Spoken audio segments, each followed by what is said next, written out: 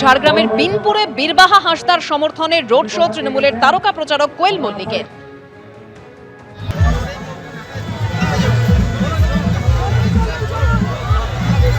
ইটাহার, যেখানে তৃণমূল প্রার্থীর হয়ে রোড শো তৃণমূল সাংসদ দেবের।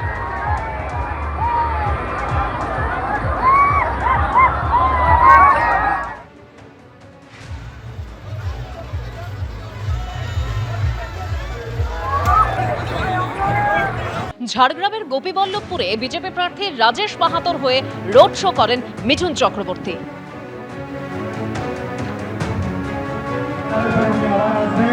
অন্যদিকে বাঁকুড়ার ছবি দেখতে পাচ্ছেন, আজকে মমতা বন্দ্যোপাধ্যায় তিনি আজকে র্যালি করেন, সেই মুহূর্তের ছবি। অর্থাৎ প্রচার চলছে জোর কদমে, একে অপরকে এই প্রচারের মাধ্যমে আক্রমণের ঝাঁজ বাড়াচ্ছেন দুপক্ষ।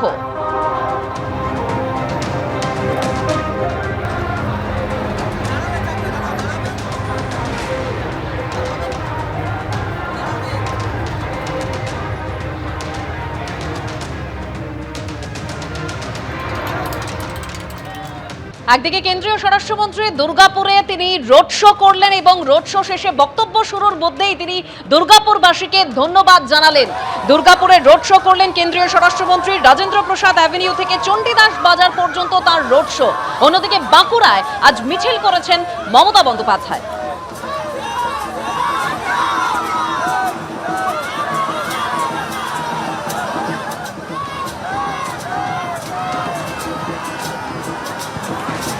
আজকে এসআইআর এর মূল মামলার শুনানি ছিল সর্বোচ্চ আদালতে। যে শুনানির পরেও যারা ট্রাইব্যুনালে আবেদন করেছেন তাদের ভোটাধিকারের একটা অনিশ্চয়তা রয়েই গেল। ঠিক কি হলো আজকে সওয়াল জবাবে আমরা জানবো।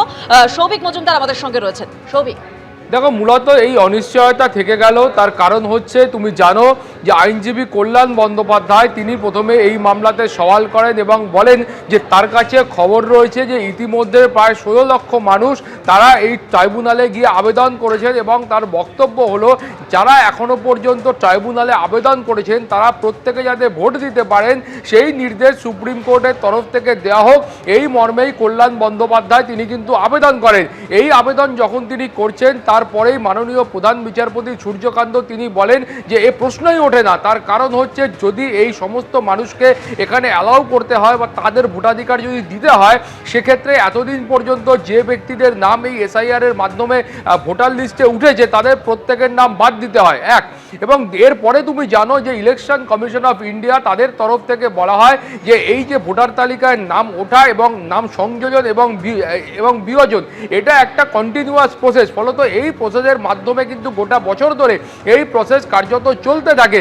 কিন্তু যে ইলেকশন কমিশনের যে আইন রয়েছে বা নিয়ম রয়েছে সেই নিয়ম অনুযায়ী মনোনয়নপত্র দাখিল করার যে শেষ দিন রয়েছে সেই দিনকেই কিন্তু ভোটার তালিকা ফ্রিজ হয়ে যায়। ফলত সেই ফ্রিজ হয়ে যাওয়ার পরে যে তালিকা অবশিষ্ট থাকে সেই তালিকা অনুযায়ী কিন্তু নির্বাচন সংগঠিত হয় বা সেই ফ্রিজ হয়ে যাওয়ার তালিকায় যে ভোটারদের নাম থাকে তারাই কিন্তু সেই নির্বাচনে অংশগ্রহণ করেন। এরপরেই মাননীয় বিচারপতি জয়মাল্য বাগচি তিনি খুব স্পষ্টত বলেন যে এই যে গোটা বিষয়টা তিনি এই মুহূর্তে দেখতে পাচ্ছেন, সেখানে কিন্তু তিনি দেখতে পাচ্ছেন যে সংবিধানের যে 142 নম্বর ধারা রয়েছে, অর্থাৎ তুমি জানো যে ধারায় সুপ্রিম কোর্টকে সংবিধান ক্ষমতা দিয়েছে যে ন্যায় বিচারের জন্য তারা যে কোনো ধরনের নির্দেশ প্রদান করতে পারেন, সেই ধারায় তারা যদি মনে করেন, অর্থাৎ সুপ্রিম কোর্ট যদি মনে করেন তাহলে এই মানুষদের নাম ভোটার তালিকায় অন্তর্ভুক্ত করার এবং ভোট গ্রহণ করার বা নির্বাচনে অংশগ্রহণ করার যে নির্দেশ সেই নির্দেশও তিনি দিতে পারেন, এমনটাই আইনজীবীরা মনে করছেন।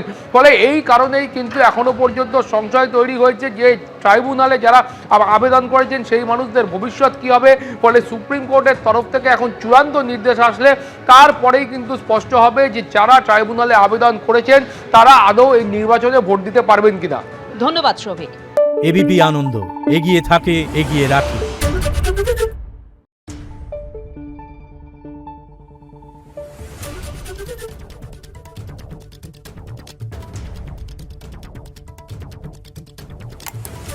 Thank you.